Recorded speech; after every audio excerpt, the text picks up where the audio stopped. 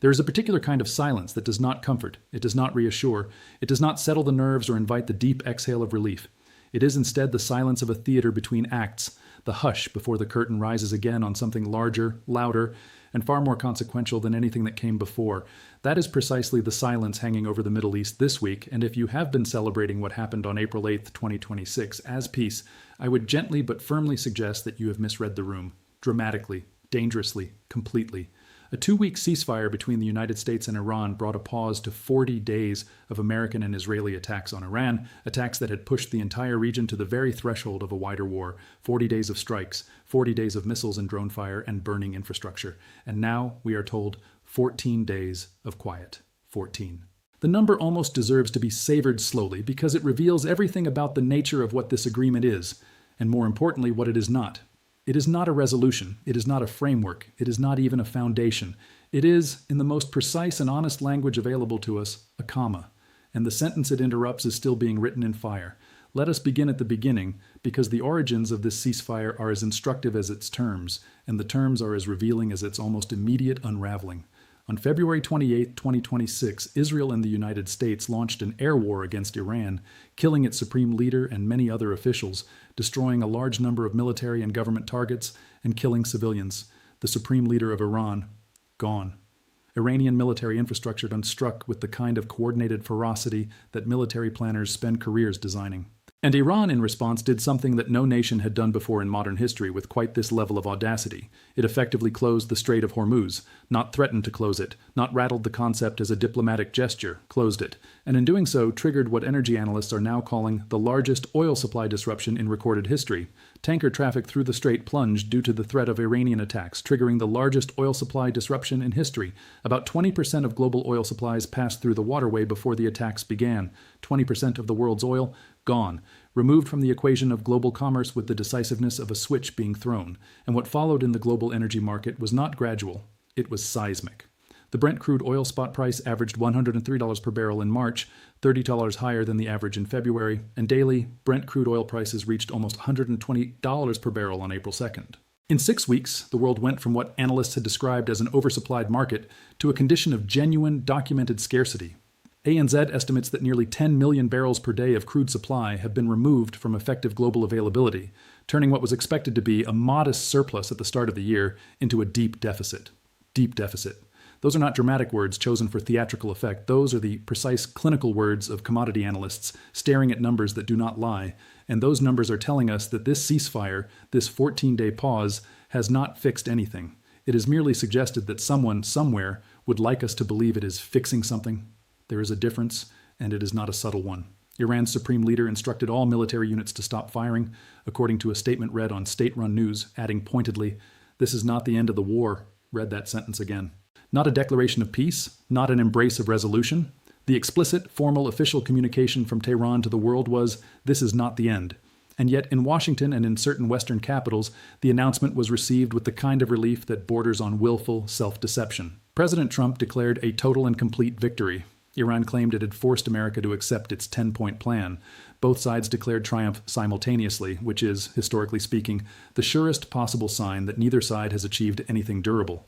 Much about the agreement appeared to be unclear as the sides presented vastly different visions of the terms, and remarks by senior regime officials in Tehran seemed to contradict the White House's version of events almost immediately.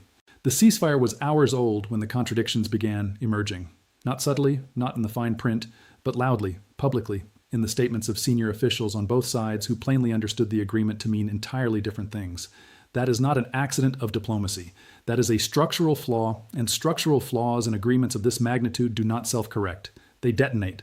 Pakistan's Prime Minister Shehbaz Sharif, whose country served as mediator, said the ceasefire applied to everywhere, including Lebanon. Israeli Prime Minister Benjamin Netanyahu said it would not extend to fighting with Hezbollah or Israel's invasion of southern Lebanon. Netanyahu's comments seem to directly contradict Sharif's. So the mediating nation and one of the principal combatants cannot agree on the geographic scope of the agreement they jointly announced.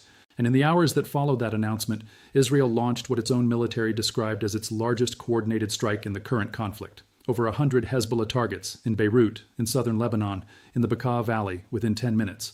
The fleeting sense of relief among Lebanese turned into fear as black smoke towered over several parts of the capital and explosions interrupted the honking of traffic, on what had been a bustling afternoon. This is the ceasefire. This is the peace the world is being asked to celebrate.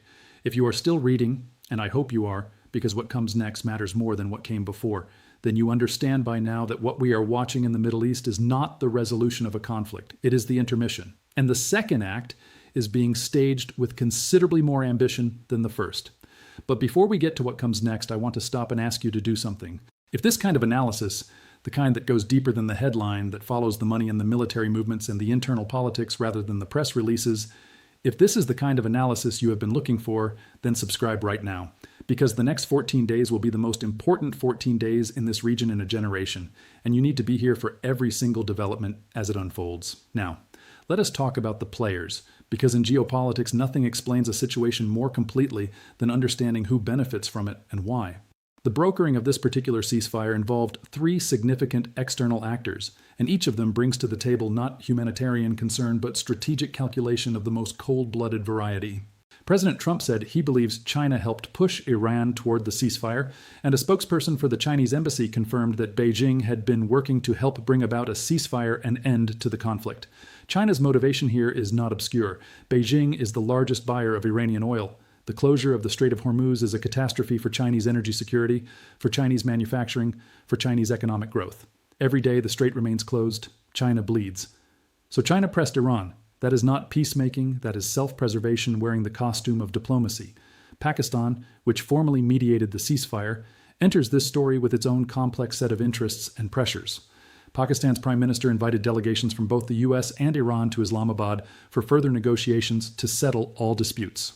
The talks in Islamabad were supposed to be the second act of diplomacy, the moment where the 14-day pause began to transform into something permanent. They failed.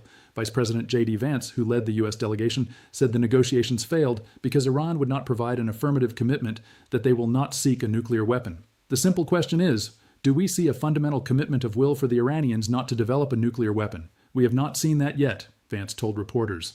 And so the talks collapsed, and what followed was not a return to diplomatic patience. What followed was escalation.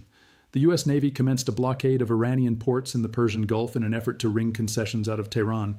The blockade directly endangers Iran's oil exports through the Strait of Hormuz, which tracked at around 1.7 million barrels per day last month, a naval blockade, during a ceasefire. This is the definition of a comma being used as a weapon, a pause designed not to create space for peace, but to create leverage for the next round of coercion. And Iran, predictably, did not receive this quietly. Brent crude, the global oil benchmark, rose 7% to $102 a barrel on the day the blockade was announced, a gain of 40% since the start of the war. WTI, the U.S. benchmark, climbed 7.8% to $104 a barrel, more than 50% higher than before the war effectively shuttered the Strait of Hormuz. The physical market, the real-world price of actual barrels of crude oil that refineries must buy to keep the world's economies running, tells an even starker story. The spot price of dated Brent came in at $131.97 per barrel.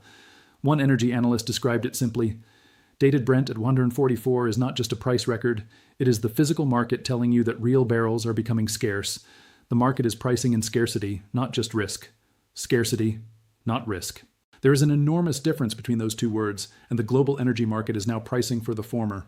Middle East oil producers have shut down 13 million barrels per day of production because tanker traffic through the Strait of Hormuz has plunged. It could take until June to redirect ships back to the Middle East. June. That is not a near-term recovery.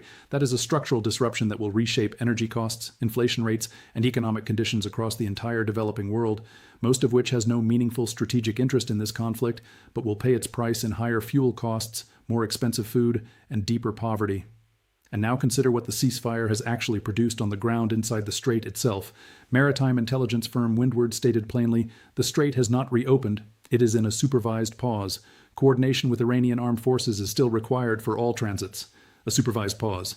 Iran is charging tankers for passage through international waters, a maneuver that prompted Trump to post on Truth Social that the Iranians don't seem to realize they have no cards other than a short-term extortion of the world. And yet the extortion continues because the alternative to tolerating it is resuming a war that neither side has fully calculated the costs of winning.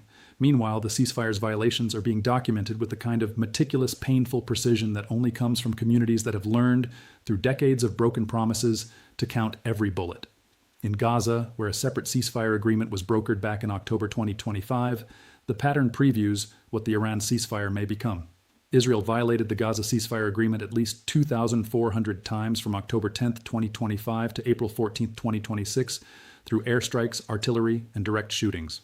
Israel attacked Gaza on 165 out of the past 187 days of the ceasefire, meaning there were only 22 days during which no violent attacks, deaths, or injuries were reported. 165 days of attacks inside a ceasefire. That is not an anomaly. That is a policy. And the international community's response to that policy has been precisely what the cynics among us predicted: careful diplomatic language that commits to nothing and demands nothing. 6 months after the Gaza ceasefire agreement was signed, more than 2 million people continue to face deep uncertainty. No comprehensive reconstruction has begun, living conditions have barely improved, and the intensity of the violence has decreased, yet attacks have not ceased, neither war nor peace.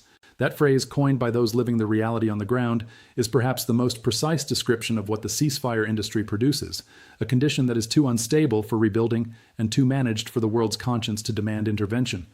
It is the worst of every possible outcome, dressed in the borrowed clothes of diplomacy.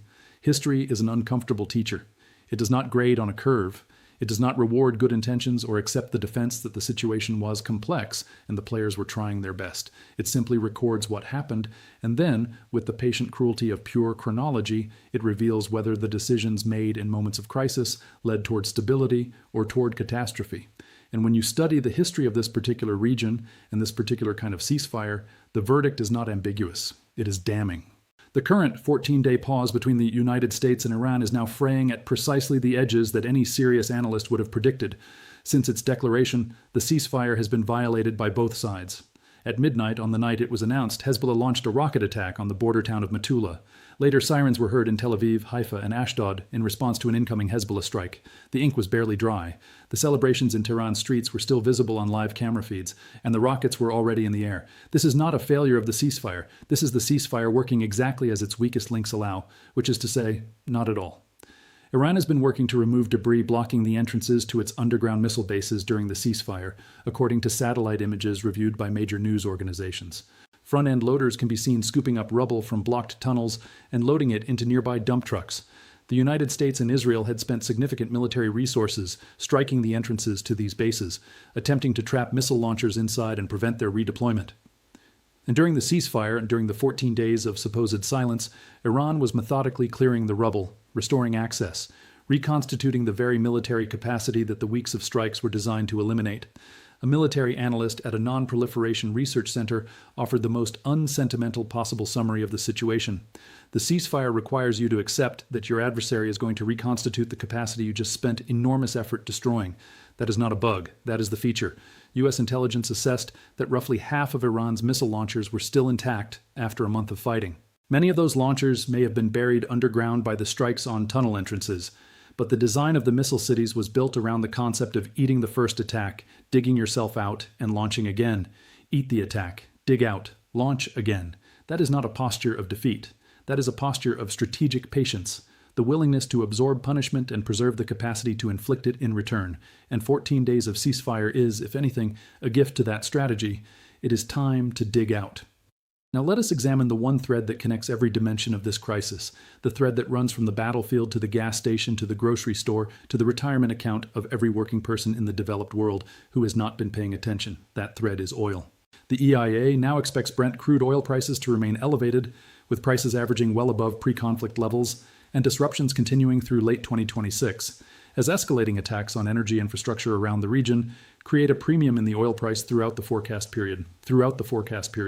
Not a spike, not a temporary disruption, a structural elevation of energy costs that the EIA is projecting forward across the remainder of 2026 and into 2027. Goldman Sachs warned that if the Strait of Hormuz remains mostly shut to normal traffic for another month, Brent crude prices would average more than $100 per barrel in the second half of 2026 and throughout the year. $100 a barrel for the rest of the year.